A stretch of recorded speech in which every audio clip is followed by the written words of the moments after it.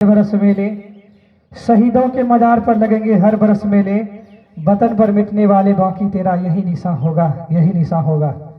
निश्चित ही आपने जो अपना प्रेरणादायी यहाँ पे वजस्वी वाणी बोला, बहुत ही कटु है लेकिन सत्य है, और सत्य कभी भी आपको पराजित नहीं कर सकता है।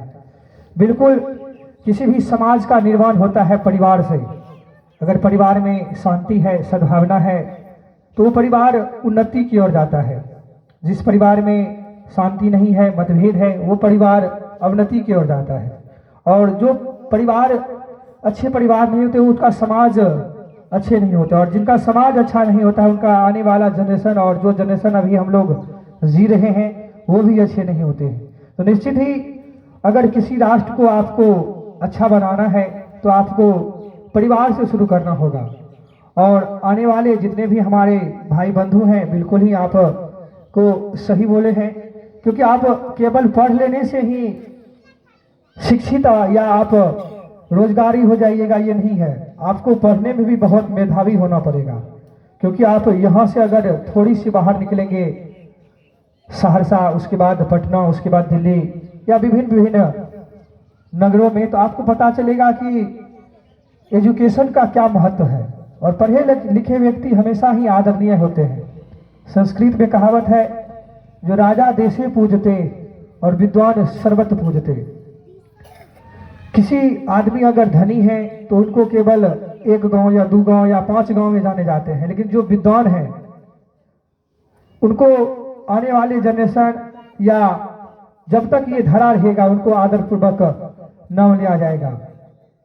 आज समय जो कि कम है, और आप सबों से अपेक्षा था कि यहाँ पर जो कार्यक्रम होता था उसी प्रकार से हो, तो मैं आपको बता दूं कि अभी कुछ कारणवश कार्यक्रम नहीं हो पा रहा है, क्योंकि आपके बच्चे में वो अब इच्छा, दृढ़ संकल्प नहीं है।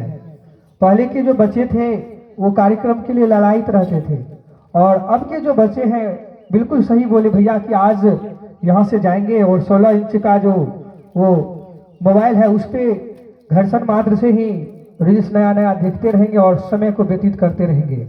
और मोबाइल में जो देखते हैं उनको वही मन में होता है कि एक दिन मैं भी ये बनूंगा, लेकिन वो बनने के लिए आपको काबिलियत होना चाहिए और आपके पास पैसे होना चाहिए। तो इस सब से हाथ जोड़कर निवेदन है कि मोबाइल अच्छी चीज है, आप रखिए, लेकिन उसको उपयोग कीजिए अच्छे चीज में, जिससे समाज की भलाई हो, परिवार की भलाई हो। और बिल्कुल सही बोले कि अगर आप शिक्षित हो जाइएगा तो आने वाला जो जनरेशन है वो आपका सुधर जाएगा। और एक परिवार में अगर आप देखते होंगे, आप ही के बेला गांव में इस बार भी कई परिवार में ऐसा हुआ है जो नौकरी हुआ है, तो अब देखिएगा उनका रहन सहन और चाल ढाल जो है सो 1 महीना में ही बदल जाता है।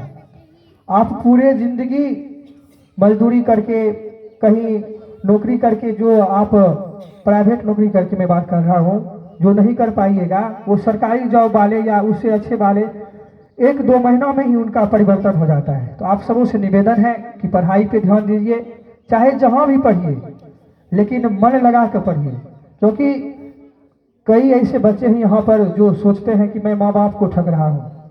नहीं, आप बिल्कुल गलत हैं। आप माँ बाप को बिल्कुल नहीं ठग रहे हैं, आप खुद ठगा रहे हैं, और आने वाला जो आपका पीढ़ी है वो ठगा रहा है। समय नहीं है, इसी कड़ी में अब मैं अपनी वाणी को विराम देता हूं और चलता हूं कुछ बच्चे के पास, जो आप सबों के बीच बोलने का प्रयत्न करेंगे, और आप सबों के आशीर्वाद स्वरूप तालियों का अपेक्षा रहेगा। इसी कड़ी में मैं चलता हूं। सबसे पहले आयुष कुमार।